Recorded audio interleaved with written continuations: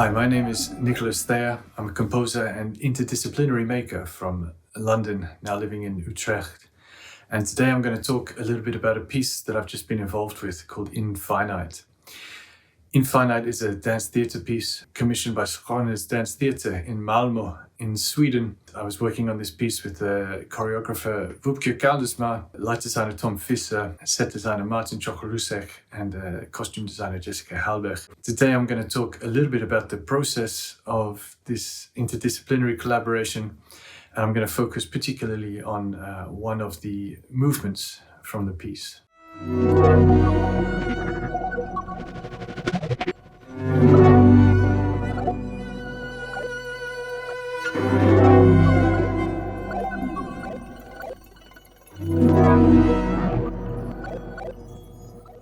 I define a collaborative creative process as creating a world in which the piece can exist. And we do this just by discussing the themes, discussing the ideas, having our own individual responses to whatever it is that the piece is about. And through these discussions, we discovered that this piece is about duality and about plurality, how things can be more than one thing at the same time, how we ourselves can be both good and harmful to each other, to the planet. As we began to explore these themes, we came to define the boundaries of this world that we were creating with this piece. And they also helped me define the musical boundaries that were going to give shape to the sound world of this piece. I want to share one quote from Alan Watts that to me really sums up how I felt about this piece. Life exists only at this very moment, and in this moment it is infinite and eternal. For the present moment is infinitely small. Before we can measure it, it has gone, and yet it persists forever.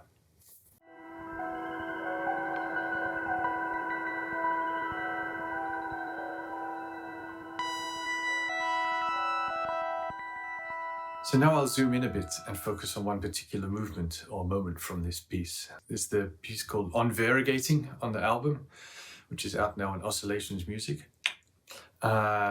And during the creation process in the studio, we call it the chorals section. So we were exploring this idea of a coral reef full of life and color and vibrancy. And of course, coral reefs need sunlight in order to grow and to develop. But too much sunlight and they become bleached, which is something that we're seeing more and more now, with the effects of global warming. And so I wanted to explore this idea musically and see how I could bring in these ideas of vibrancy, life, explosions of color, but then also transform that into sort of a stark wilderness. This choral section was also my way into the composition as a whole. I'd done a lot of experiments, just exploring sounds and colors and textures before this. But it was really when I came to hit on this idea that this gave me the way in to turn a corner, I guess, and for the whole composition to begin to come together. So with this movement, I knew that I wanted it to be in two halves to explore this idea of duality. I started off exploring an enneatonic scale, apparently, with 9 notes. Ideas to do with neo-Riemannian tonnets, apparently also something to do with double harmonic minor.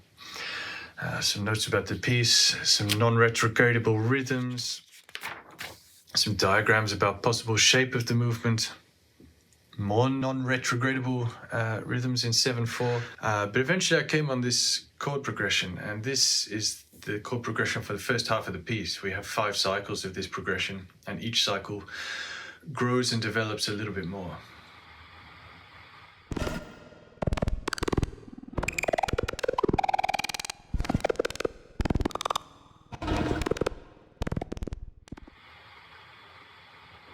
On the third cycle, this very simple cello theme comes in, senza vibrato, very important. And this theme develops a little bit and then returns in the second half during the choral bleaching second, completely devoid of any of the harmony, any of the context. I was wanting to create a sense of displacement with this theme.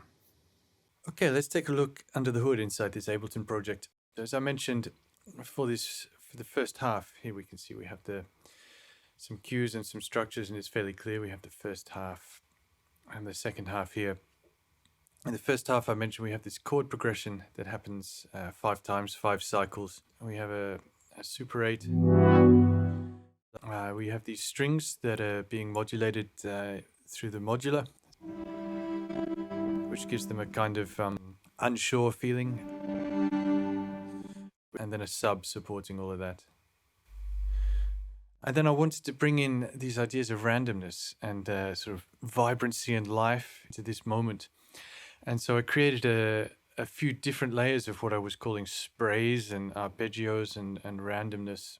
So another wonderful opportunity that this piece presented me with was to mix in 15.2 surround. So I had 15 speakers and 2 subs at my disposal, thanks to the wonderful team at Schrones. And that allowed me to present the music in a very spatial way, as well as a temporal way. And that influenced the composition from the very beginning, when you can use space, sonic placement, as a compositional element just as much as rhythm and harmony and melody. So when you're sitting in the theater, these sounds are really enveloping you, taking you all around. And added to that sound, Miko, the fantastic cellist who worked with me on this whole project, to also do some guided improvisation that would add to those sounds. And so when you put all of these things together, you get this sort of very alive feeling.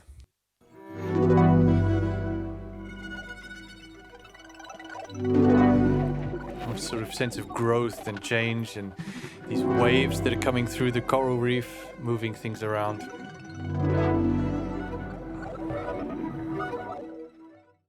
And then on the third cycle, through this chord progression, this cello melody comes in. I wanted it to feel very connected with the chord progressions, because in the second half, where the choral bleaching has taken place, I wanted that same melody to appear in the world of white, I guess. With this melody, I asked Miko to play without vibrato, mechanize the human elements in the same way that I'd humanized the electronic elements of this.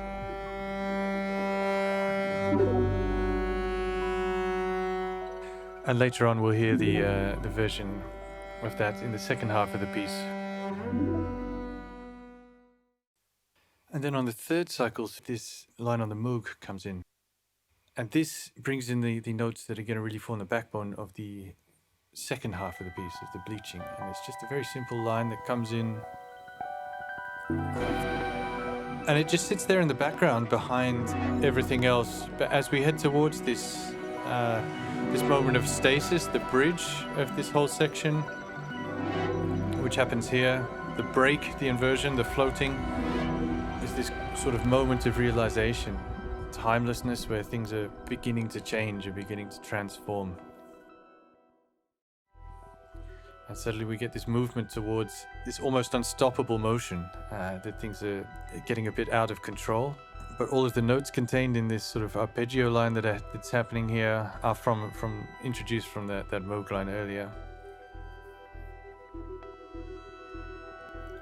And then so coming in over the top of this evolving and permutating arp line, we have the same cello melody from earlier, but this time completely devoid of any harmonic context, kind of feeling like it's floating and forgotten, like a memory.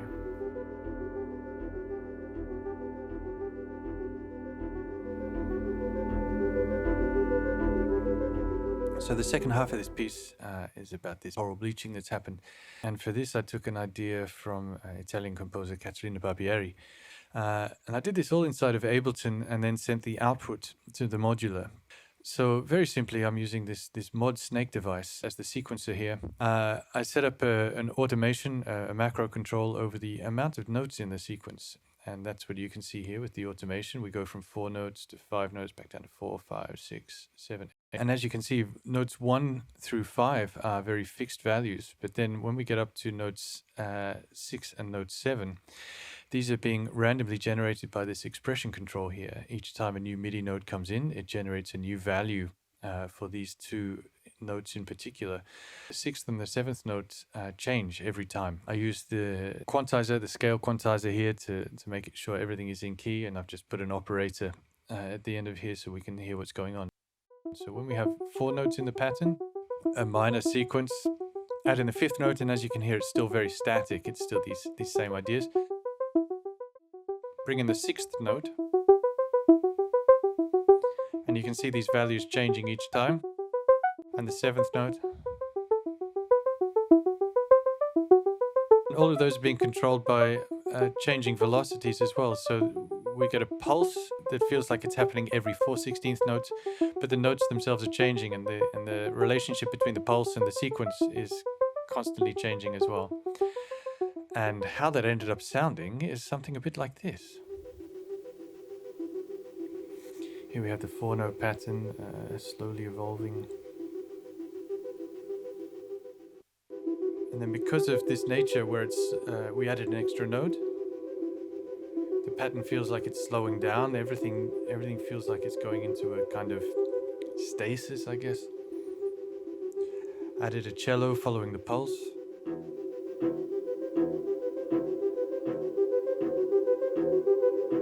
And then we go into the 6. And in context with everything else.